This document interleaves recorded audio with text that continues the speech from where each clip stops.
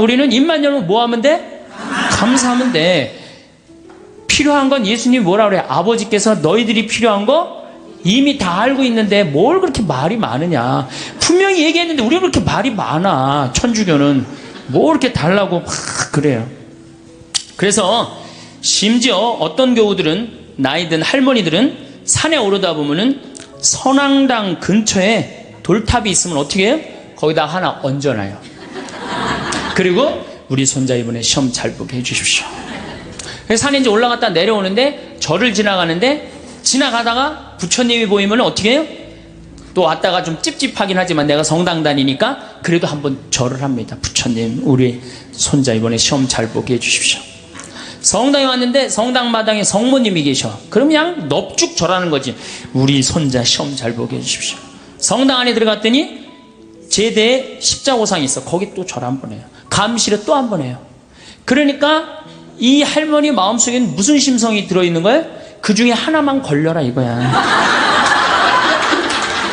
그 중에 하나만 걸려서 내 손자 이번에 학력 수학 능력 평가 시험 잘 보면 된다 이거야. 그러니까 대부분의 우리 천주교 교우들이 그걸 뭐라 하냐, 기복신앙이라고 그래. 기도해서 복을 얻는 거예요.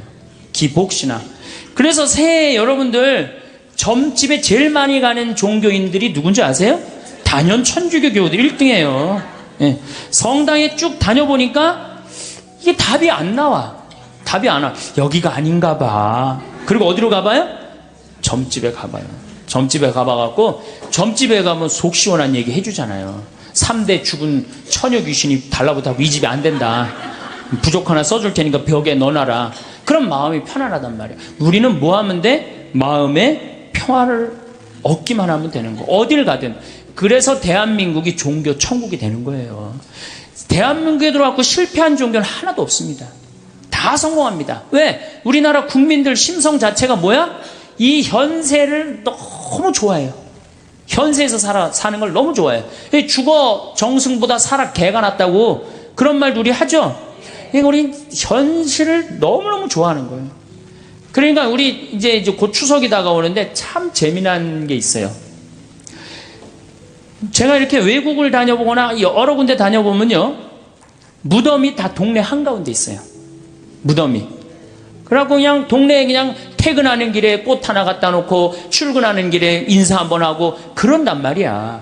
근데 우리는 그냥 얼마나 멀리 갔다가 묻어놓는지 죽는 게 그렇게 싫은 거예요. 그래갖고 그냥 무지하게 멀리 갔다가 묻어놔. 그리고 그냥 그걸 1년에 전 국민이 똑같은 날 다 보러 간다고. 아니, 죽는 날은 다 틀린데 왜 보러 가는 날은 다 똑같아.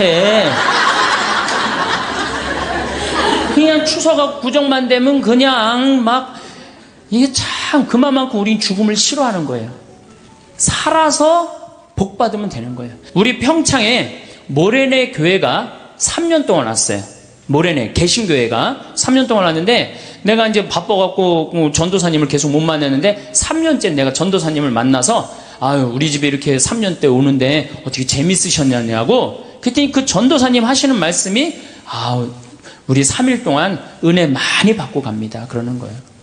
저는 주일학교부터 여름 신앙학교, 여름 캠프 20년 동안 다니면서 은혜 많이 받았다라는 생각은 한 번도 해본 적이 없어요.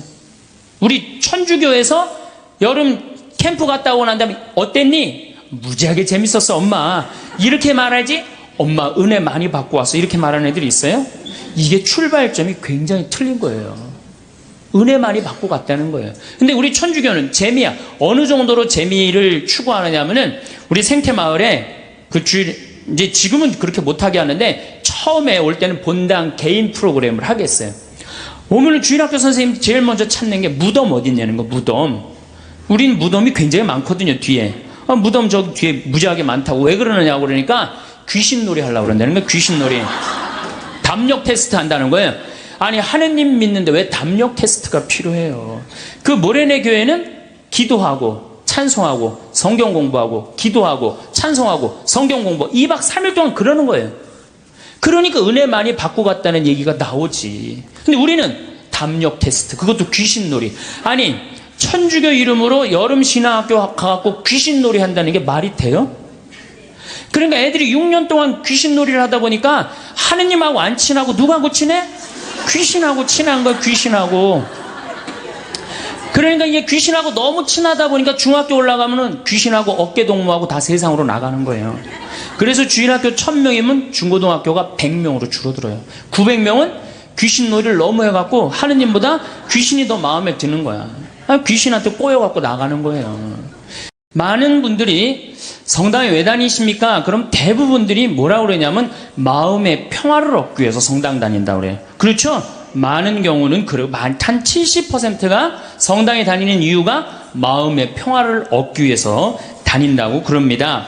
다시 말씀드려서 세상 살기 힘들고 어려우니까 전능하신 하느님 아버지한테 좀 기대서 부족하고 비천한 내가 이 세상살이 너무 힘들으니까 좀 성당에 앉아서 좀 평화를 좀 찾고자 성당에 온다고 그래요, 대부분이. 근데 이거는 완전히 틀린 답이죠.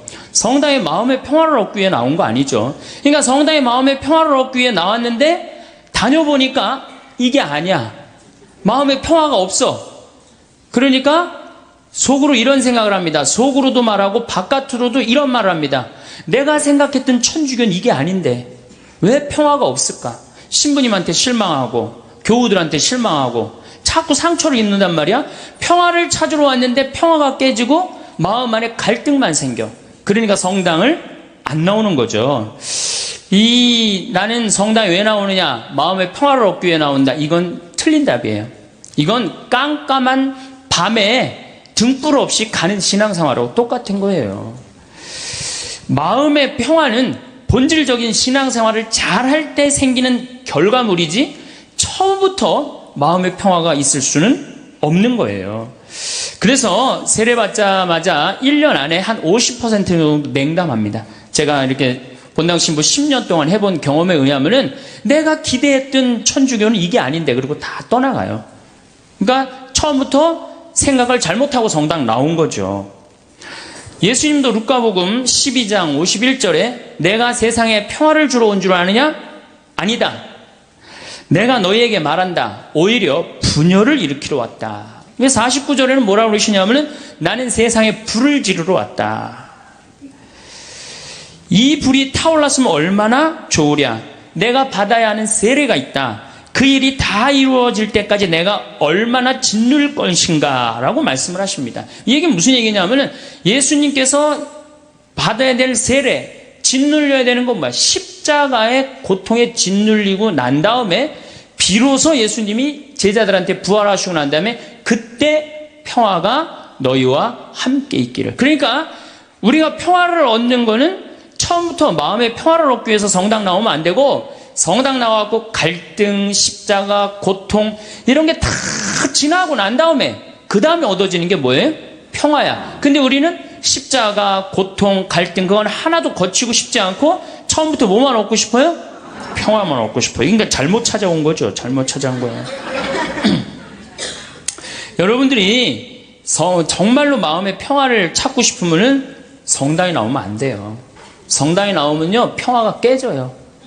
많이 깨집니다. 참아야 되고 인내해야 되고 그렇죠? 그냥 이 가정 이혼을 그냥 하고 싶은데도 어떻게 돼? 성당 나가갖고 못해갖고 얼마나 괴로워요. 이게 목에 가시처럼 걸려 있잖아. 예? 그러니까 성당 나오면은 평화가 있는 건 아니에요. 성당 나오면 예수님 말씀대로 분열, 불이 일어나지 평화가 이루어지는 것은 절대 아닙니다. 그래서 여러분들 성당에 왜 나오십니까? 마음의 평화를 얻기 위해서. 절대 그런 생각하지 마세요. 성당 열심히 다니면 다닐수록 평화는 깨진다. 내가 하나님한테 가까이 가고 싶으면 가고 싶은 만큼 내 마음의 평화는 깨지게 돼 있어요. 그러니까 여러분들 주위에서 입교시킬 때 성당 나와봐. 마음 무지하게 편하네. 성당에 얼마나 마음의 평화로운데 이렇게 선교하는 거는 절대 하면 안 돼요. 성당 나와봐. 정말로 죽을 만큼 힘들 거야. 그 세례를 다 겪고 난 다음에 예수님이 그 십자가의 고통을 겪고 난 다음에 평화가 생겼듯이 자매도 이 세상 모든 걸 버리고 하느님의 아들로 딸로 태어나는 데 시간이 걸린다. 그 전까지는 평화가 없다. 그렇게 선교를 해야지. 이건 뭐 살살 꼬시는 것도 아니고 사기치는 것도 아니고 성당 나오면 평화로워. 평화롭긴 뭐가 평화로워요. 성당 나오면 안 나가던 주일도 나가야 되고 해야 되는 묵주기도도 해야 되고 얼마나 옛날에 막 승질 부리고 그랬는데 성당 다니면 참아야 되고 평화롭지 않아요. 한국 천주교 첫 번째 교리책 천주교 요리 문답 320개 항목이 있어요. 옛날부터 성당 다니셨던 분들 뭐라 그래요? 첫 1조가 사람이 무엇을 위하여 세상에 낳느냐. 그럼 뭐라 그래? 천주를 알아? 공경하고 자기 영혼의 구원을 위하여 세상에 낳느니라. 그러니까 내가 성당 나오는 이유는 하느님을 공경하기 위해서 나오는 거예요. 내 평화를 얻기 위한 게 아니라 누구를 위해서 나오는 거야? 하느님께 경배드리기 위해서 성당 나오는 거지 내 평화를 얻기 위해서 나오는 거 아니야. 두 번째로는 내 영혼의 구원을 얻기 위한 거예요. 아, 신부님, 이 성당 나와서 하느님한테 경배 드리려면 뭐하러 나옵니까? 이거 너무 하느님 중심 아닙니까? 이렇게 생각하는 유혹에 현대인들은 많이 빠져 있어요. 그렇죠? 하느님 뭘 공경하고 경배해. 내가 일단 행복해야 되는데 이런 유혹에 빠져 있어요. 근데 사실은 우리는 지금 은총 속에서 살고 있어요. 은총 속에서. 여러분들 공기가 만들어지는데 몇 년의 세월이 걸렸을 것 같아요? 40억 년의 세월이 걸렸어요. 40억 년 동안 우리가 마실 수 있는 공기가 여건이 조성되는데 몇 년이 걸려? 40억 년이 걸린 거예요.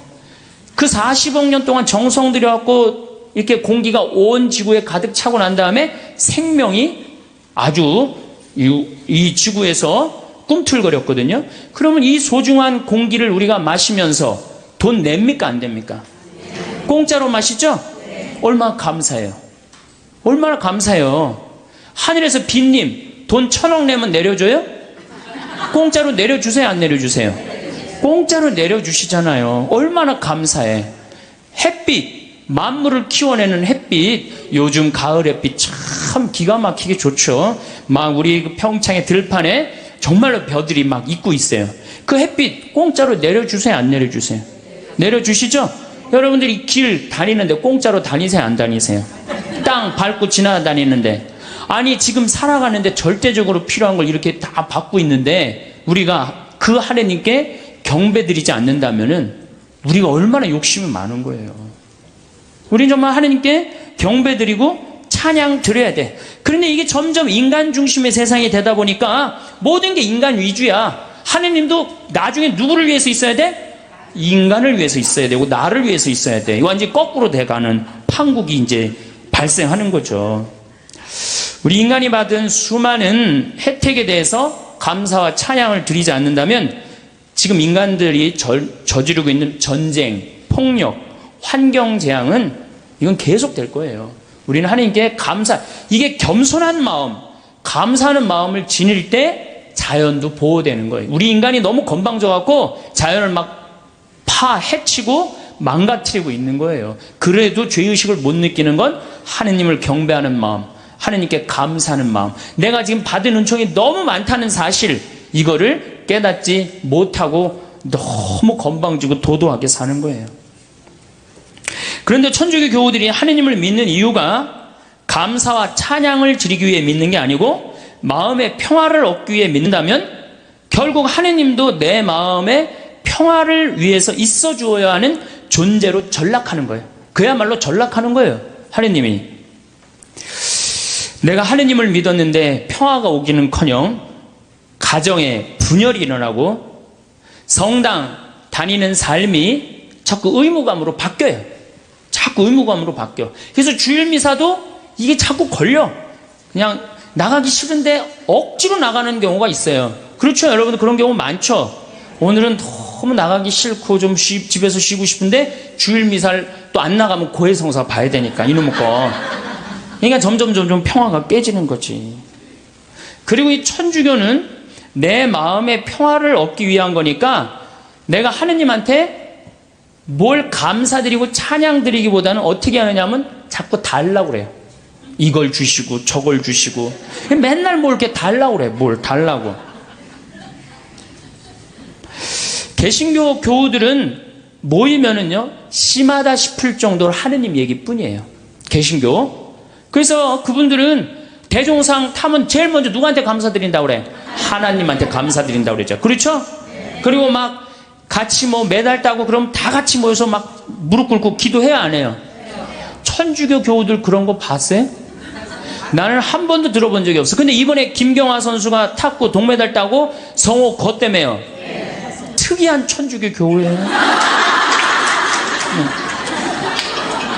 방수현 선수 이후로 다시 탄생한 특이한 천주교 교우들이에요.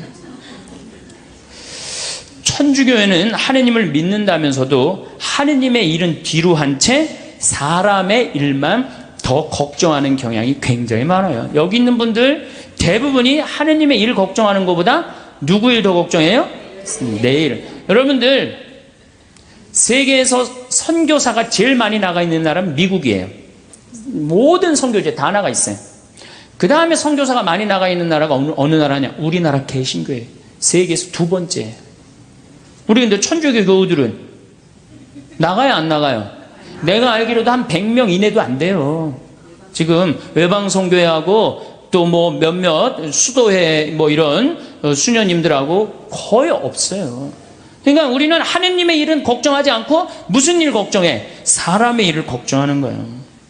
예수님이 마태오복음에 이런 얘기를 해요. 예루살렘에 올라가시면서 내가 예루살렘에 올라가면 고난을 받을 것이다. 그리고 3일 만에 살아날 것이다. 그러니까 베드로가 뭐라 그러냐? 맙소사 주님. 그런 일은 주님께 결코 일어나지 않을 것입니다. 하니까 예수님이 이런 말씀을 하세요. 사탄아, 내게서 물러가라. 너는 나에게 걸림돌이다. 너는 하느님의 일은 생각하지 않고 사람의 일만 생각하는구나. 여러분들, 하느님 믿는다면서 내가 하느님의 일을 더 많이 걱정해요? 사람의 일을 더 걱정해요? 사람이 솔직해서 좋습니다. 마음의 평화를 얻기 위해 신앙생활을 하시는 분들은 하느님의 일을 생각하기보다는 사람의 일을. 그러니까 우리 천주교 교우들은 어떨 때 보면 이게 믿는 집단인지 아니면 친목 집단인지 헷갈릴 때가 많아요. 네, 믿는 집단인지 친목 집단인지 헷갈릴 때가 많아요. 이 심지어 주일학교 애들 여름신앙학교 할 때도 보면은 아주 슬퍼요. 우리가 그 단순한 그거 하나만 하더라도 얼마나 하느님 얘기를 하지 않고 사느냐, 그거 느낄 수 있어요. 캠프라는 것은 자연 안에서 텐트를 치고 노는 걸 캠프라고 그래요. 그런데 천주교의 여름에 가는 거 보세요. 신앙 캠프. 모든 단어를 캠프로 써요. 놀러 가겠다 이거예요. 신앙은 그냥 걸어 놓는 거고 진짜 목적은 뭐야? 놀겠다는 거예요. 놀겠다. 산간 신앙 학교 얼마나 좋아요. 근데 우린 꼭 캠프라고 그래. 우리 교구도 교구 홈페이지에 여름 캠프 이렇게 써 있어요. 그냥 놀자는 거지, 놀자는 거지. 내 마음에 평화만 있으면 돼. 성당 가갖고 하느님의 영광 이런 거 별로 중요하게 여기지 않는 거죠. 반대로 은혜 많이 받고 간다는 개신교는 감사, 찬양, 경배, 아멘, 할렐루야예요. 그래서 대부분 이 개신교 이렇게 제가 이렇게 방송 보면은 개신교 성도들은 기도할 때 어떻게 합니까? 손을 들고 눈을 하늘에 들고 해요. 그렇죠? 전부 다 손을 하늘을 향하잖아요. 천주교는 어딜 향하고 있어요? 땅바닥을 향하고 있어요. 평화방송 보면 천주교구들 다 어디 쳐다보고 있어? 땅바닥 쳐다보고 있는 거예요.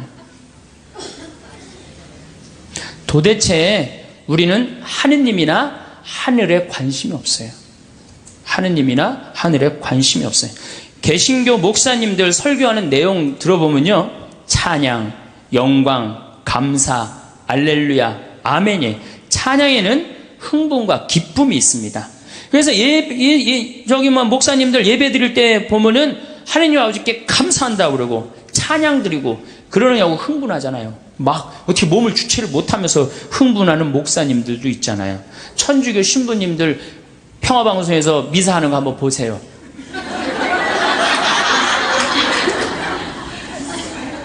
우리 천주교는 신부님부터 교우들까지 전부 우리 기본 컨셉이에요. 네. 우리는 기쁘면 안 돼. 네. 그래서 가톨릭 전례를 보면 전부 다 무거워요. 무겁고 우울하고 찬양보다는 회개하고 반성하는 분위기가 훨씬 커요. 그래서 우리는 사순시기, 참회의 절, 대림시기, 봄판공, 가을판공, 십자가의 길, 양심성찰 이런 것만 해요. 그러니까 우리 분위기는 어두컴컴하고 우울한 분위기예요. 그래서 여러분들 미사가 끝나고 나서 성당문을 열고 나가면서 나 오늘 하나님께 정말로 경배드렸어. 나 오늘 하나님께 정말 영광 드렸어. 오늘 미사 때 너무 큰 감사와 찬양, 영광 드렸어. 그런 기분 드는 미사 있어요? 1년에 매일 미사 참여하면서도 그렇게 열심히 나가면서도 나 오늘 하나님 아버지께 영광 드리고 나와서 1시간 내내 하나님 아버지인데 찬양했어. 그런 기분 드는 교우들이 거의 없어요. 거의 없죠? 그러니까 우린 찬양을 안 하는 거예요. 아니 천주교 요리문답 1조가 뭐야? 사람이 무엇을 위하여 세상에 났느냐?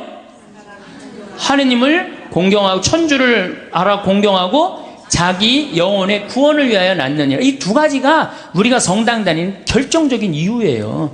성당, 마음의 평화를 얻기 위해서 마음의 평화는 성당 나오면 더 깨지게 돼 있어요. 내가 성당 나오는 결정적인 이유는 뭐야? 하느님께 경배하기 위해서 나오는 거, 경배하기 위해서. 또 나의 영혼의 구원을 위해서 나오는 거예요. 이 두 가지를 하지 않으면 우리는 신앙의 목적에서 벗어나는 거예요. 신앙의 목적에서. 예수님의 삶을 보면 늘 경배와 감사와 찬양이 기본입니다. 예수님도 산상설교 중 마태복음 8장에 보면은 너희의 착한 행실을 보고 하늘에 계신 너희 아버지를 찬양하게 하라. 그러니까 우리가 착한 일도 누구의 영광을 드러내기 위해서 착한 일을 하는 거야?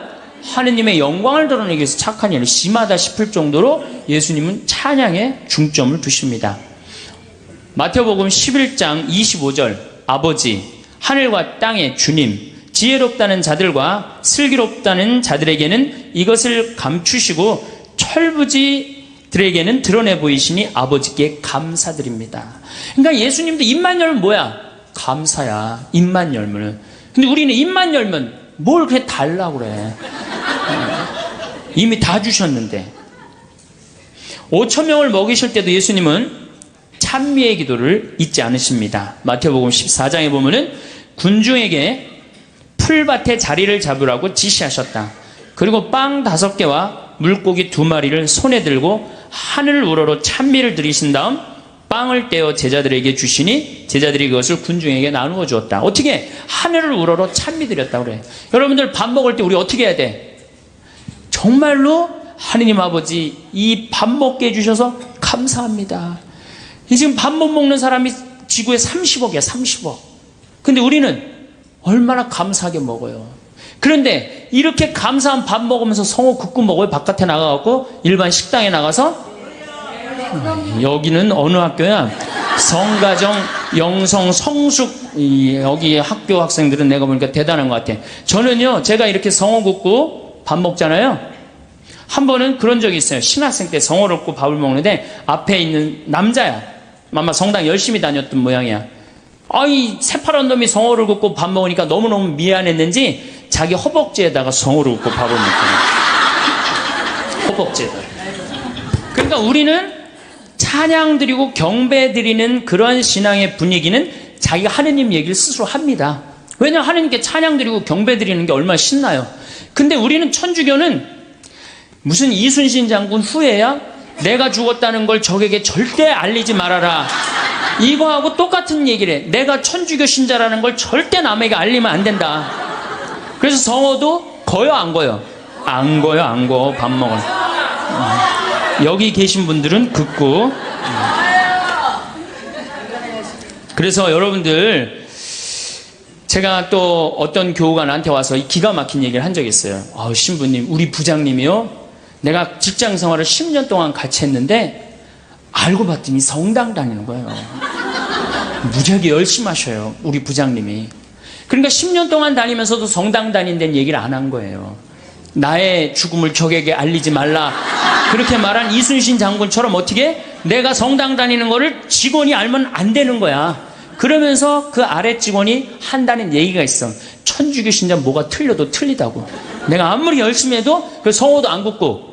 그게 무슨 신앙이에요. 신앙은 드러내는 거예요. 드러내는 게 곧 선교가 되는 거고.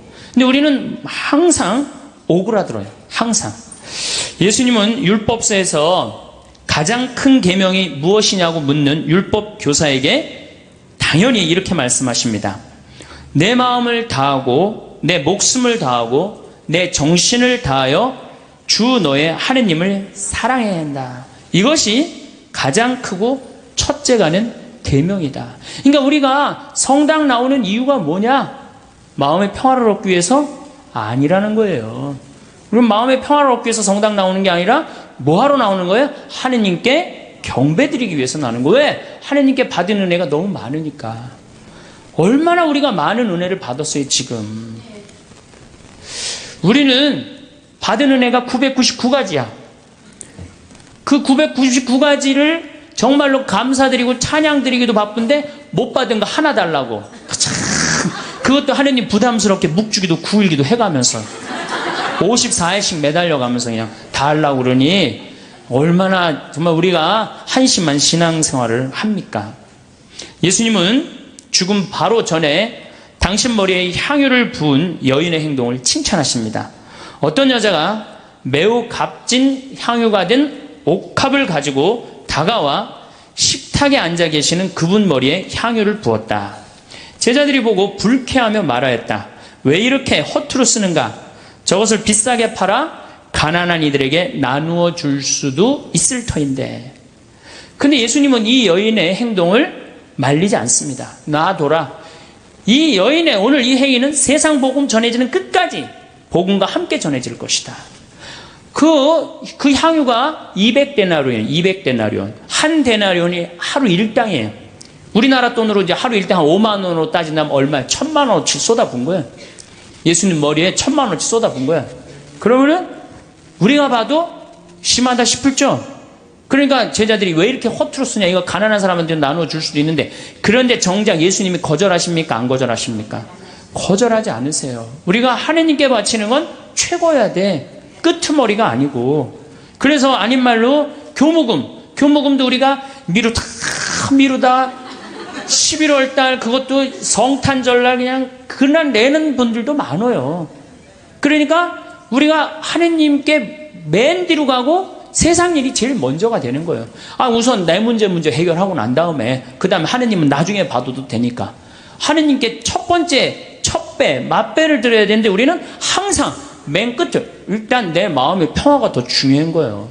내가 마음이 평화로우면 그때, 많이 평화로우면 그때 내고, 그때 안 평화로우면 안 내. 안 내도 되는 거예요. 성찬례를 봐도 예수님은 하느님께 얼마나 애절하게 감사 기도를 드렸는지 알 수 있습니다. 스스로 원하신 순환이 다가오자 예수께서는 빵을 들고 감사를 드리신다. 항상 감사하는 거 잊지 않으셨어요. 찬양하는 거 잊지 않으셨어요. 쪼개어 제자들에게 주시며 말씀하셨다. 또 이어 잔을 들어 다시 감사를 드리신 다음 제자들에게 말씀하셨다. 그러니까 예수님도 입만 열면 뭐 하셨어요? 감사하고 찬양했단 말이야. 근데 우리도 어떻게 해야 돼? 입만 열면 어떻게 해야 돼? 감사하고 찬양해야 되는데 사실은 그런 신앙생활을 하기란 우리가 방향을 잘못 잡았기 때문에 별로 없어요. 요즘 조금 분위기가 그래도 천주교가 감사, 찬양의 분위기가 그래도 조금 살아나요. 요즘 천주교가. 그래서 요즘 그런 면에서는 제가 정말 우리 천주교가 제대로 가고 있구나 그런 생각이 듭니다. 저는 우리가 얼마나 많은 은혜를 받았느냐 하면은 여러분들 지금 눈 두 개 여기 계신 분들만 제가 눈 두 개 달려있는 거 감사해 안 감사해? 걔는 하얀색하고 까만색밖에 못 봐요. 걔는. 근데 우리는 눈 두 개가 달려갖고 총천연색 다 보잖아요. 그렇죠? 실록도 보고 도봉산도 보고 파란 하늘도 보고 안개도 보고 이게 얼마나 감사한 일이야.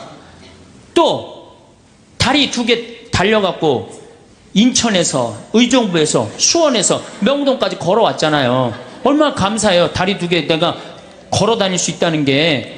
나무는 한 번 심겨지면은 옮겨갈 수 있어요? 없어요? 옮겨갈 수가 없어요. 근데 우리는 두 다리 두 눈으로 온 데 다 다니고 얼마나 감사해. 뭘 또 더 바란다고 맨날 이렇게 달라고 그래요. 이미 하느님이 다 주셨는데. 하느님이 다 주셨어요. 그러니까 사실 우리는 매일 감사하고 매일 찬양 드려도 우리는 부족해요. 내가 숨 쉬는 거 5분만 안 쉬어도 살아요, 죽어요? 죽어요. 그런데 이 온 세상에 하느님의 기운이 꽉 차 있어. 하느님의 생명이 꽉 차 있어. 그걸 내가 지금 마시고 사는데 얼마나 은혜롭고 얼마나 감사해요. 그러니까 우리는 입만 열면 뭐 해야 돼? 제가 다른 기도는 못해도 그 기도 하나는 기가 막혀요. 감사기도. 아침에 일어나고 평창에 그 산에 쫙 운무, 그러니까 이 물안개가 쫙 얼마나 아름다워. 아, 하느님 너무너무 감사합니다. 공기가요 정말로 달아요. 달아. 그냥 공기가 쫙, 하느님 너무너무 감사합니다. 또 밤에 어제도 밤에 빗님이 쫙 오시고 난 다음에 하늘이 맑아갖고 별이 딱 떴는데요, 얼마나 예쁜지. 거기는 제가 이제 사무실에서 나는 토담집에서 사는데 토담집으로 내려올 때 내 다리도 안 보여. 깜깜해갖고 내 다리도 안 보여요. 얼마나 깜깜한지. 근데 하늘의 별이 얼마나 영롱한지 몰라요. 요즘 목성이 얼마나 반짝반짝 거리는지 몰라요. 그 목성을 보고 얼마나 감사해요. 그러니까 저는 매일 감사해요. 그 기도 하나 내가 확실하게 해요.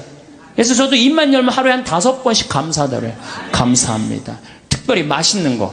우리 밭에서 그냥 다 뜯어 먹거든요. 가지, 오이, 뭐 토마토, 상추, 치커리, 그 다음에 이제 무 나오면 또 무 또 그 먹으면 얼마나 맛있어요. 감사해요. 뭐 바랄 게 뭐 있어. 그냥 이렇게 삼시세끼 먹고 이 아름다운 데서 살면 됐지. 얼마나 감사해요. 우리는 내세, 영원한 생명. 제가 이거 4번째 시간 때 이 강의를 할 건데, 영원한 생명에 대한 간절한 소망이 없어요. 이 세상에서 어떻게 하면 돼? 행복하면 돼. 내 마음의 평화를 얻으면 돼. 성당에 왜 나오십니까? 마음의 평화를 얻기 위해. 나오지 마세요. 마음의 평화는요, 예수님이 언제 공식적으로 빌어줬느냐, 부활하시고 난 다음에 제자들이 그때 예수님 치를 것 다 치르고 그러고 난 다음에 너희에게 평화가 있기를. 여러분들도 진정한 마음의 평화는 뭐예요? 단계, 신앙의 단계, 성숙의 단계. 여기 보니까 성숙이라고 써놨는데 성숙의 단계를 다 거치고 난 다음에 어느 정도 경지에 오르고 난 다음에 그때서 흔들리지 않는 평화가 생기는 거예요. 그러니까 그 단계까지 가야지. 가기도 전에 아무것도 없으면서 평화, 그러면 평화가 옵니까? 우리의 신앙이, 감사의 신앙생활이 제일 우선이라는 표현을 우리는 매일매일 하고 있어요. 미사 때마다 우리는 감사라는 단어를 무지하게 씁니다. 미사 때마다. 그런데 우리가 앵무새처럼 되뇌이기만 하기 때문에 그걸 잘 몰라요. 무수한 감사성이 있지만 오늘 내가 이제 평일이 이제 감사성이 6개가 있어요. 월, 화, 수, 목, 금, 토 이렇게. 그래갖고 제가 수요일 날 오늘 평일 미사 감사성 한번 해볼게요. 주님께서 여러분과 함께 마음을 드높이 우리 주 하느님께 감사합니다. 그럼 여러분 뭐라 그래요? 마땅하고 옳은 일입니다. 그러죠? 근데 정말로 그렇게 감사한 게 마땅하고 옳은 일로 했는지 그런 생각이 많이 들어요. 아니 그러니까 우리 천주교 교우들이 어느 정도냐면은 기도원도 여기도 다녀보고 저기도 다녀보고 하여튼 먹히는 데 한번 가봐요. 여기저기. 그래갖고 또 어떤 자매는 이렇게 소개하는 자매도 있어요. 그쪽 신부님한테 가봐. 그쪽 신부 용해대. 용한 신부님 찾아가는 거죠. 그러니까 우리가 어느 정도로, 그러니까 사실 하느님께 다가가는데 신부는 뭐예요? 그냥 중개자야, 중개자. 정말로 나는 누구를 만나면 돼? 하느님을 만나면 돼요. 근데 누가 용해다 그러고 전리 가보라 그러고 전리 가보라 그러고. 그러니까 우리 교우들이 그만큼 신앙생활을 하는데 잘못하고 있는 거죠. 잘못하고 있는 거죠. 우린 정말 하느님께 찬양드리기 위해서, 하느님께 감사드리기 위해서 여러분들 하느님 믿는 거예요. 다른 이유 하나도 없어요. 천주교 요리문답 1조가 뭐야? 사람이 무엇을 위하여 낳느냐? 천주를 알아 공경하고 자기 구원을 위하여 낳느니라. 저는 그건 맞는 얘기 같아요. 그 다음 얘기는 더 기가 막혀요. 거룩하신 신부가 이제 혼자 하는 거야. 거룩하신 아버지, 전능하시고 영원하신 주 하느님, 언제나 어디서나 아버지께 감사함이, 언제나 어디서나 아버지께 감사함이. 그럼 나오죠? 참으로 마땅하고 옳은 일이며 저희 도리요 구원의 길이옵니다. 기가 막힌 기도문을 우리가 매일 외우고 있어요. 매일 마땅하고 옳은 일이라고 맨날 그래. 마땅하고 옳은 일이라고. 뭐 하는 게? 감사드리는 게, 찬양 드리는 게, 그리고 그게 내 구원의 길이라고 얘기를 해요. 기가 막힌 기도문을 하면서도 이게 뭐 무슨 얘기를 하는 건지 그냥 딴 생각하고 앉아있는 거죠. 그 시간 뭐 감사송이 오늘 뭔지 무슨 내용을 신부님이 했는지 그것도 모르는 경우도 참 많아요. 아버지께서는 사랑하시는 아드님을 통하여 인류를 창조하셨듯이 또한 인자로 인류를 구원하셨나이다. 그러므로 창조된 만물이 마땅히 주님을 섬기고요. 굉장히 중요한 얘기예요. 창조된 만물이 마땅히 주님을 섬긴다는 거예요. 우린 창조됐어요? 안 됐어요? 우린 창조됐어요. 그러니까 당연히 어떻게 해야 돼? 주님을 찬미하고 하느님을 주인으로 모시고 살아야 돼요. 그런데 제가 가만히 이렇게 생각해 보니까 하느님하고 우리하고 입장이 바뀌었어. 누가 종이냐 하면 하느님이 종이고 누가 주인이 돼? 내가 주인이야. 왜 이렇게 시키는 게 많아? 이거 해주시고 저거 해주시고. 내가 기도를 하면서 하느님의 뜻을 들어야 되는데 누가 내 뜻을 들어야 돼? 내 하느님이 내 뜻을 들어야 돼. 헌금이나 많이 하면서 또 시키면 몰라. 딸랑 1,000원 해갖고 그냥 300원어치는 우리 아이 이번에 시험 잘 보게 해주시고 300원어치는 우리 아파트값 뛰게 해주고 나머지 400원어치는 우리 남편 절대 직장에서 안 떨어지게 해주시옵소서 하고 1,000원 딱 낸단 말이야. 아니 많이 하면서 시키면 또 다행인데 딸랑 1,000원 내면서 왜 이렇게 시키는 게 많아요. 그러니까 하느님하고 나하고 입장이 바뀐 거예요. 그리고 이제 하느님이 안 들어주면 열받아요, 안 받아요? 열받아. 아니 하느님이 정말 있는 거야 없는 거야? 왜 이렇게 내 청을 안 들어줘? 내가 9일 기도까지 했구만. 54일 동안이나 했는데 왜 안 들어줘? 여기가 아닌가 봐. 천군보살한테 한번 가봐야 되겠다. 천군보살한테 가볼. 거기 가서 또 안 되면 또 어떻게 해? 또 성당에 나타나. 그래서 성당에 주기적으로 나타나는 사람들이 있어요. 주기적으로. 지속적으로 나타나야 되는데 주기적으로 나타나요. 주기적으로. 구원된 모든 사람이 다 함께 주님을 찬송하며 성인들도 한 마음으로 찬미하오니 저희들도 천사들과 함께 주님을 찬양하며 언제나 기뻐 노래하나이다. 이렇게 우리가 미사 처음부터 끝까지 다 이래요. 모든 기도문이. 근데 이제 이 미사를 이게 또 이제 바뀌어야 돼요. 이 미사가 신부님들의 원맨쇼로 끝나는 경우가 너무 많아요. 여러분들 구경하는 경우고. 그렇죠? 네, 다음 시간에 내가 얘기하겠지만 굿을 한번 보세요. 굿 원맨쇼를 합니까? 다 삥 둘러갖고 중간에 막 이것도 빌고 뭐 돈도 꽂아놓고 쌀도 뿌리라고 그러면 뿌리고 시키는 거 다 하잖아요. 참여를 한단 말이야. 근데 우리는 거의 참여하는 게 없어요. 그냥 뭐 몇 마디 주고받는 거 주님께서 여러분 또 한 사조와 함께 이거 계속 한 3번 4번 하는 거 외에는 거의 교우들이 하는 게 없어요.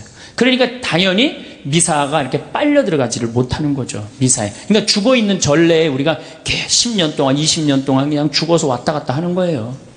그래도 계속 오는 거 보면 신기하죠. 나는 기적이라고 생각해요. 저분들이 도대체 무슨 생각으로 이렇게 계속 오고 있을까? 나는 그거는 성체성사 때문이라고 생각해요. 성체성사. 내가 예수님이 내 몸 안에 살기 때문에 내가 오는 게 아니야. 미사 참여 여러분이 가는 거 아니야. 내 안에 사는 예수님이 그냥 끌고 가는 거지. 여러분들은 뭐만 빌려주는 거, 몸만 빌려주는 거, 몸만.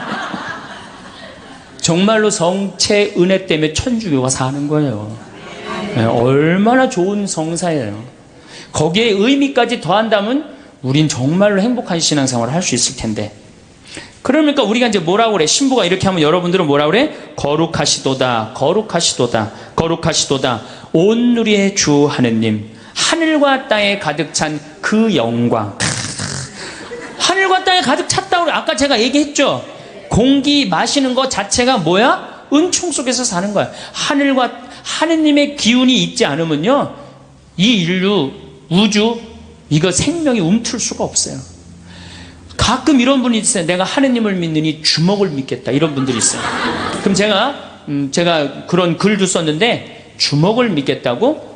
주먹이 공기 만들어내는데 무슨 일을 했는데, 주먹이 하늘에 빗님 내리는데 무슨 일을 했는데, 주먹이 태양빛 만들어내는데 무슨 일을 했는데, 그렇게 주먹이 좋으면은 주먹하고 저 화성에 가서 살아라. 영하 200도 되는 데 가서 살아라. 주먹이 다 해줄 테니까. 우리 인간이요, 너무 교만해 있어요, 지금. 과학이 발달해갖고 인간이 최고인 줄 알고 착각하고 있어요. 우리는 한순간도 하느님의 은총이 없으면 우리는 한순간도 못 살아요. 그래서 여기 뭐라 그래? 온 누리의 주 하느님, 하늘과 땅에 가득 찬 그 영광. 이렇게 노래를 했잖아. 높은 데서 호산나, 주님의 이름으로 오시는 분 찬미 받으소서. 듣고 보니까 찬미라는 말을 무지하게 많이 하죠? 우리가.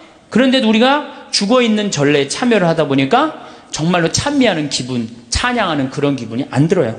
그러면은 도대체 어떻게 하느님께 경배 드려야 되느냐? 이거는 춤을 춰야 돼, 하느님 앞에서. 우리가 하느님께 춤을 춰드려야지 경배하는 거예요. 근데 우리 춤 춰요, 안 춰요?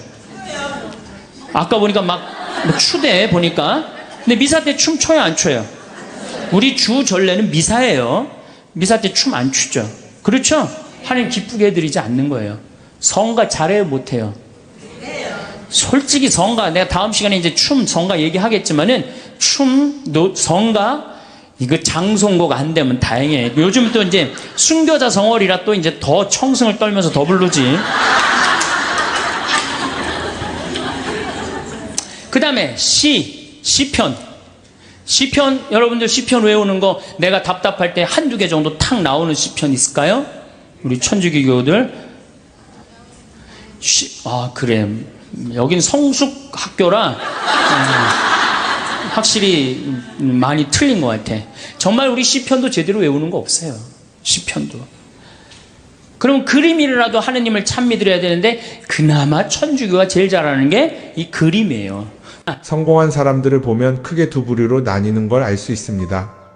하나는 자신이 성공했다고 여기저기 떠벌리고 다니는 사람들, 그리고 또 하나는 조용히 아무 말 없이 자기 삶을 사는 사람들입니다.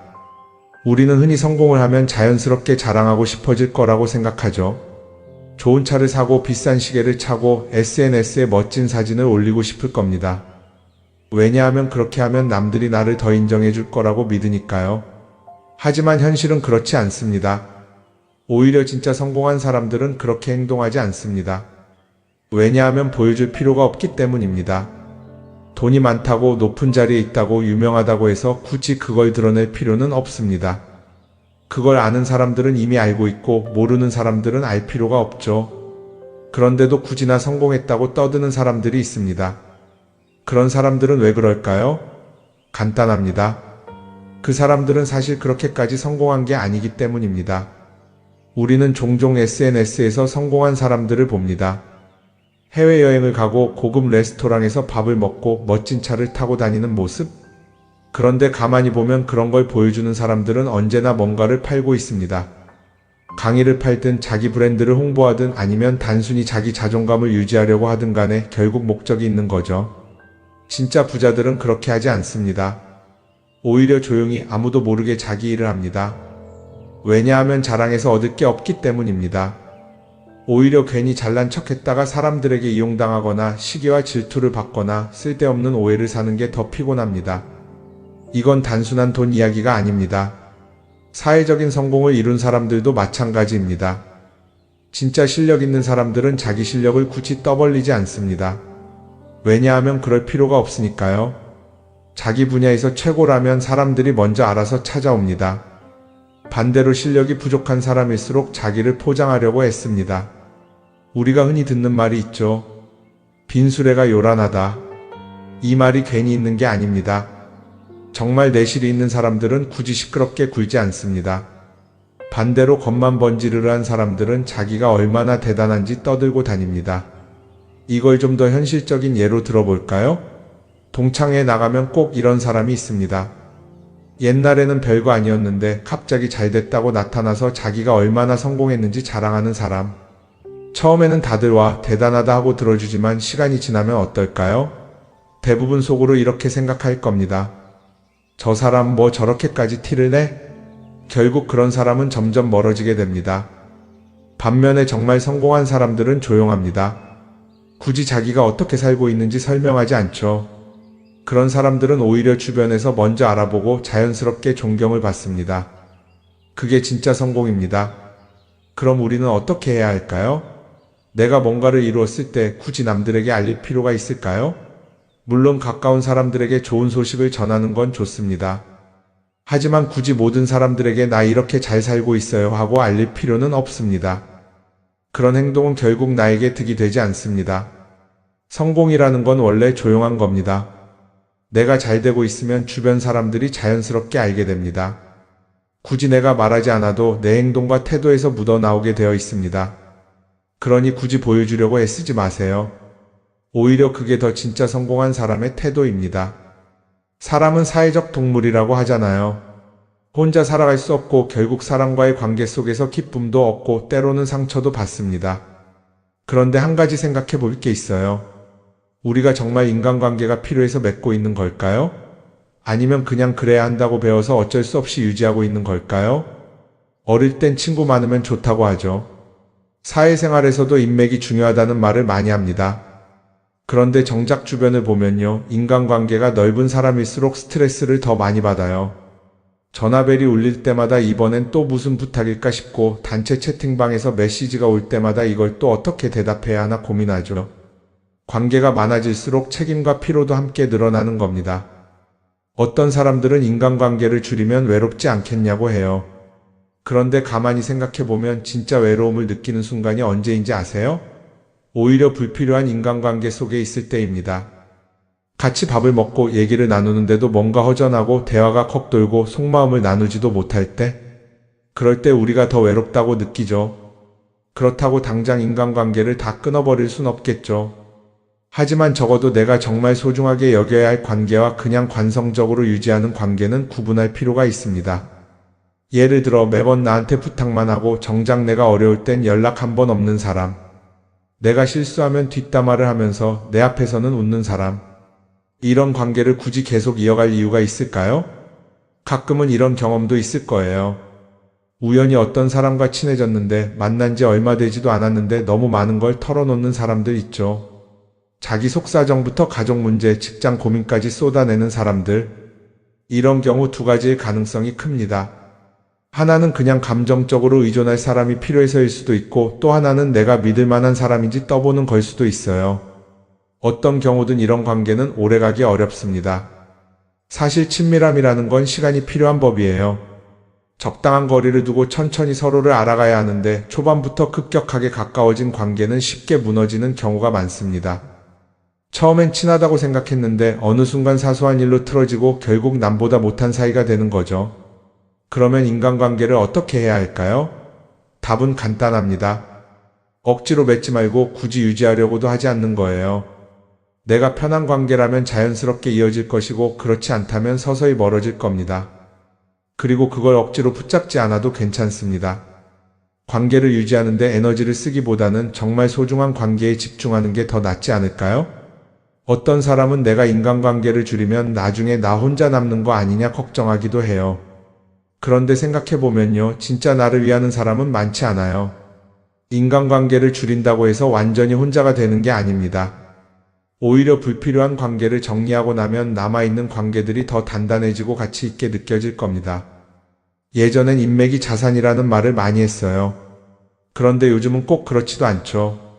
오히려 불필요한 인간관계가 많으면 그게 짐이 될 수도 있어요. 적당한 거리, 적당한 선. 이걸 잘 지키는 게 결국엔 가장 편한 인간관계를 유지하는 방법 아닐까요? 한번 곰곰이 생각해 보세요. 지금 내 주변에 있는 사람들 중에서 내가 정말 편하게 만날 수 있는 사람이 몇 명이나 되는지, 내가 억지로 맞춰주고 있는 관계는 없는지. 관계를 줄이면요, 외로워지는 게 아니라 오히려 더 자유로워집니다. 그리고 자유로워진 만큼 내 인생에서 정말 중요한 것에 집중할 수 있게 됩니다. 인간관계 너무 많은 걸 신경 쓰다 보면 정작 중요한 걸 놓칠 수 있어요. 그러니까 이제는 한 번쯤 정리해보는 것도 나쁘지 않을 겁니다. 사람들이 돈을 많이 벌고 싶어 하는 이유가 뭘까요? 단순히 돈이 많으면 좋으니까? 물론 그것도 있겠지만 사실 돈을 원하는 진짜 이유는 더 나은 삶을 살기 위해서겠죠. 그런데 문제는 돈을 많이 번다고 해서 반드시 삶이 나아지는 건 아니라는 겁니다. 오히려 더 많이 벌수록 더 많이 쓰게 되는 경우가 많아요. 가끔 이런 생각해 본 적 없으세요? 예전에는 돈이 지금보다 훨씬 적었는데 이상하게 그때가 더 여유로웠던 것 같다. 왜 그럴까요? 사실 우리가 원하는 건 돈 그 자체가 아니라 돈을 통해 얻을 수 있는 자유인데 돈을 벌면 벌수록 그 자유를 잃어버리는 경우가 많아요. 더 좋은 차, 더 좋은 집, 더 좋은 옷을 사면서 점점 더 많은 돈이 필요해지고 결국엔 돈을 벌기 위해 또다시 일해야 하는 악순환에 빠지게 되는 거죠. 한번 생각해 봅시다. 우리가 정말 필요해서 뭔가를 사는 경우가 얼마나 될까요? 필요해서라기보다는 남들이 가지고 있으니까, 없어 보이기 싫으니까, 혹은 그냥 기분 전환을 위해서 소비하는 경우가 훨씬 많아요.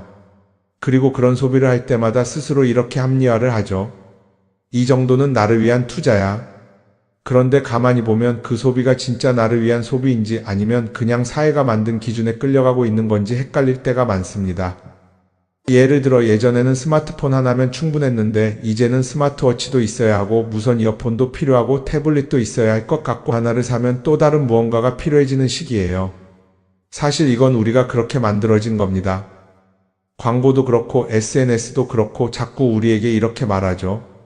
이걸 사야 더 행복해질 수 있어요. 그런데 정작 그걸 사고 나면 어때요? 처음 며칠은 좋죠. 그런데 시간이 지나면 또 다른 걸 사고 싶어져요.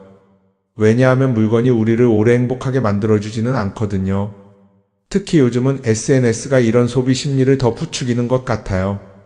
예전에는 친구들끼리 만나서 나 새로 샀어 하고 자랑하는 게 전부였는데 이제는 SNS에 올리면서 전 세계 사람들에게 보여주잖아요. 그러다 보니까 남들도 다 뭔가를 사서 올리고 나도 따라해야 할 것 같은 기분이 드는 거예요. 그런데 중요한 건 그 사람들도 사실은 나와 똑같은 기분이라는 겁니다. 내가 남을 부러워하는 만큼 나도 누군가에게 부러움을 사려고 애쓰고 있는 거죠. 결국 끝없는 비교와 소비 속에서 진짜 중요한 걸 놓치게 되는 겁니다. 한번 이렇게 생각해보면 어떨까요?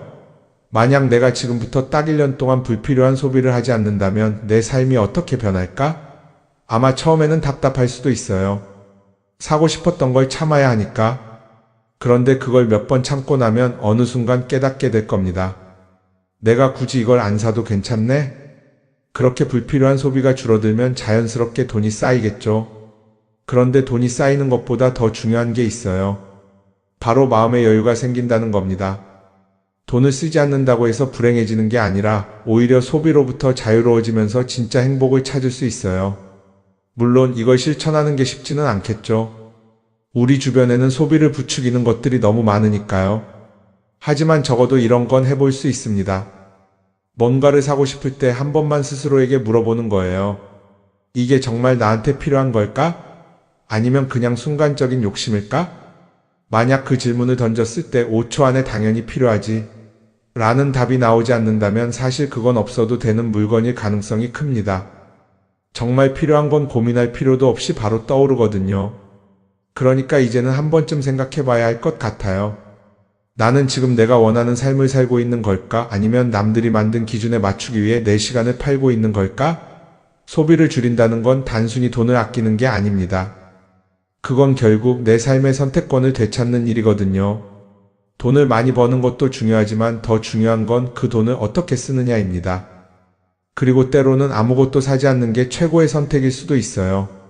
우리는 요즘 SNS 없이 사는 게 거의 불가능한 시대에 살고 있죠. 아침에 눈 뜨자마자 휴대폰을 확인하고 출근길에도 SNS를 보고 잠들기 전까지도 계속 들여다봅니다. 그러면서 남들이 어떻게 사는지 보고 나도 모르게 비교하게 되고 때로는 초조해지기도 하죠. SNS에 올라오는 사진들 한번 보세요. 맛집에서 멋진 음식을 먹고 해외여행을 다니고 좋은 옷을 입고 성공한 삶을 사는 사람들. 그런데 가만히 보면 이 사람들이 정말 행복해서 저런 사진을 올리는 걸까요? 아니면 그냥 행복해 보이고 싶은 걸까요? 실제로 SNS에 가장 많이 올라오는 사진이 뭔지 아세요? 남들이 부러워할 만한 순간들입니다. 집에서 편하게 쉬고 있는 모습이나 출근길에 지친 얼굴, 어제 먹다 남은 배달음식 사진 같은 건 잘 안 올리죠. 대신 멋진 레스토랑, 명품 가방, 고급 호텔 같은 것들이 올라옵니다. 왜 그럴까요? 결국 SNS는 보여주기 위한 공간이기 때문입니다. 여기서 중요한 게 있어요. 우리가 SNS에서 보는 건 그 사람의 삶 전체가 아니라 편집된 일부 장면이라는 겁니다. SNS는 마치 한 편의 다큐멘터리나 영화처럼 잘 꾸며진 장면들만 보여줍니다. 그런데도 우리는 그걸 보면서 아, 저 사람은 나보다 더 행복하구나 하고 착각하죠. 예를 들어 SNS에서 한 친구가 해외여행을 가서 아름다운 풍경을 찍어 올렸다고 해볼게요. 우리는 그걸 보면서 부럽다, 나도 저렇게 살고 싶다라고 생각하겠죠. 그런데 정작 그 친구는 사진을 찍고 나서도 일 때문에 스트레스를 받고 있을 수도 있고 여행 비용을 감당하느라 카드가 걱정을 하고 있을 수도 있습니다. 그 부분은 우리는 알 수가 없죠. 그런데 문제는 이렇게 남들과 비교하는 습관이 쌓이면 결국 내 삶이 초라하게 느껴진다는 겁니다. 원래는 그냥 조용히 살아도 괜찮았는데 SNS를 보고 나면 나만 뒤처지는 것 같고 뭔가를 더 해야 할 것 같고 괜히 불안해지죠. SNS는 기본적으로 사람들의 비교 심리를 자극합니다. 남들이 가진 걸 나도 갖고 싶게 만들고 남들이 하는 걸 나도 해야 할 것 같은 기분이 들게 만들죠. 그러다 보니 필요하지도 않은 걸 사게 되고 무리해서라도 화려한 곳에 가게 되고 남들에게 보여주기 위해 사는 삶을 살게 됩니다. 그럼 어떻게 해야 할까요? 사실 정답은 간단합니다. SNS에서 보이는 것들을 곧이곧대로 믿지 않는 것입니다. 그리고 더 중요한 건 남과 비교하는 걸 멈추는 것이에요. 어떤 사람이 비싼 차를 타고 다닌다고 해서 그 사람이 꼭 행복한 건 아닙니다. 좋은 차를 타고 다니지만 밤마다 사업 걱정에 잠 못 이루는 사람도 많아요. 반대로 대중교통을 이용하지만 마음 편하게 사는 사람도 있죠. 결국 행복은 보이는 것이 아니라 느끼는 것입니다. SNS를 덜 보면 덜 불행해진다는 연구 결과도 있어요. 하루 종일 남의 삶을 보면서 비교하는 시간을 줄이면 내 삶에 집중할 수 있는 시간이 많아지는 겁니다. SNS를 완전히 끊을 필요는 없지만 최소한 그 안에 있는 것들이 전부 진짜라고 생각하지 않는 태도는 필요합니다. 우리는 누구나 자신만의 속도로 살아가고 있어요. 남들은 남들대로 사는 거고 나는 나대로 살면 됩니다. SNS에서 남들의 화려한 모습을 볼 때마다 한 번쯤 이렇게 생각해 보세요. 이건 그 사람이 보여주고 싶은 삶일 뿐이다. 그러면 조금은 편해질 겁니다. 사람들은 다들 자기 인생을 살아간다고 생각하죠. 그런데 가만 보면 정말 자기 인생을 사는 사람이 얼마나 될까요? 많은 사람들이 사실은 남이 만들어 놓은 기준에 맞춰서 살고 있어요. 좋은 대학, 좋은 직장, 좋은 차, 좋은 집. 다들 이런 걸 목표로 삼지만 정작 내가 원하는 삶이 뭔지 깊이 생각해 본 적이 없는 경우가 많아요. 이건 어릴 때부터 교육받아온 방식과도 관련이 있어요. 우리는 어릴 때부터 이렇게 살아야 한다는 틀 안에서 자라죠. 공부 열심히 해서 좋은 성적을 받아야 하고 좋은 직장을 가져야 하고 결혼도 적당한 때에 해야 하고 마치 인생이 정해진 수순이라도 있는 것처럼요. 그러다 보니 나 스스로 정말 원하는 걸 고민하기보다는 그냥 남들이 정해놓은 목표를 따라가게 돼요. 그런데 이렇게 남의 기준에 맞춰서 살다 보면 어느 순간 공허함을 느끼게 됩니다. 이게 정말 내가 원했던 삶인가? 하는 의문이 들 때가 오죠. 어릴 땐 성적이 목표였고 사회에 나와서는 연봉이 목표였고 결혼하고 나서는 아이 교육이 목표였는데 그 목표를 이루고 나면 허무한 거예요. 계속 뭔가를 이루긴 했는데 정작 나는 어디에 있는지 모르겠는 거죠. 진짜 중요한 건 내가 원하는 게 뭔지를 아는 것이에요. 그런데 이게 쉽지 않죠. 오랫동안 남의 기준대로 살아왔기 때문에 막상 내가 정말 원하는 게 뭐지? 하고 물어보면 선뜻 대답하기 어려운 경우가 많아요. 하지만 이 질문을 하지 않으면 우리는 평생 남이 정한 기준 속에서 살게 됩니다. 그럼 어떻게 해야 할까요? 첫 번째로 필요한 건 내가 왜 이런 생각을 하게 됐는지 스스로 점검하는 거예요. 예를 들어 내가 비싼 차를 사고 싶다고 생각한다면 그게 정말 내 필요 때문인지 아니면 남들에게 잘 보이기 위해서인지 한번 따져봐야 해요. 만약 남들이 나를 어떻게 볼까 하는 게 더 중요하다면 그건 내 기준이 아니라 사회가 만들어 놓은 기준일 가능성이 큽니다. 두 번째는 다른 사람의 의견에 휘둘리지 않는 연습을 하는 거예요. 우리는 살아가면서 끊임없이 남들의 평가를 받죠. 그 나이에 그런 걸 시작한다고? 지금 그게 가능하겠어? 이런 말들이 우리를 흔들어 놓습니다. 그런데 그런 말에 신경 쓰다 보면 결국 아무것도 하지 못하게 돼요. 중요한 건 남들이 뭐라고 하든 내가 결정하는 거예요. 물론 남의 조언을 들을 수도 있고 참고할 수도 있죠. 하지만 최종 결정은 항상 내 몫이어야 합니다. 내가 결정하고 내가 책임지는 거. 그렇게 해야 내 삶을 온전히 내 것으로 만들 수 있어요. 세 번째는 내가 한 선택에 책임지는 자세를 가지는 거예요. 많은 사람들이 무언가를 선택하고 나서도 후회하죠. 괜히 이걸 했나? 이 선택이 잘못된 건 아닐까? 그런데 한 가지 확실한 건 후회한다고 해서 과거가 바뀌지는 않는다는 거예요. 내가 한 선택이라면 그 선택이 틀렸다고 해도 받아들이고 그 안에서 최선을 다하는 게 더 중요해요. 이렇게 말하면 그럼 실수하면 어떡하죠? 라고 걱정하는 분들도 있을 거예요. 하지만 생각해보면 우리가 실수를 두려워하는 이유도 결국 남의 시선 때문이에요. 내가 실패하면 남들이 날 어떻게 볼까? 이런 걱정이 더 크죠. 그런데 남들은 생각보다 우리한테 관심이 없어요. 우리가 성공하든 실패하든 남들은 자기 삶을 사느라 바빠요. 그러니까 내 인생의 주인은 결국 나 자신이라는 걸 명확히 할 필요가 있어요. 내 선택을 하고 그 선택에 책임지면서 남이 아니라 나에게 맞는 길을 찾는 것. 그게 진짜로 내 삶을 살아가는 방법이 아닐까요? 어쩌면 우리는 너무 오랫동안 이렇게 살아야 한다는 틀 속에 갇혀 있었는지도 모릅니다. 하지만 이제는 한 번쯤 생각해 봐야 합니다. 나는 진짜 내 삶을 살고 있는가? 그리고 만약 아니라면 지금부터라도 조금씩 바꿔보면 어떨까요?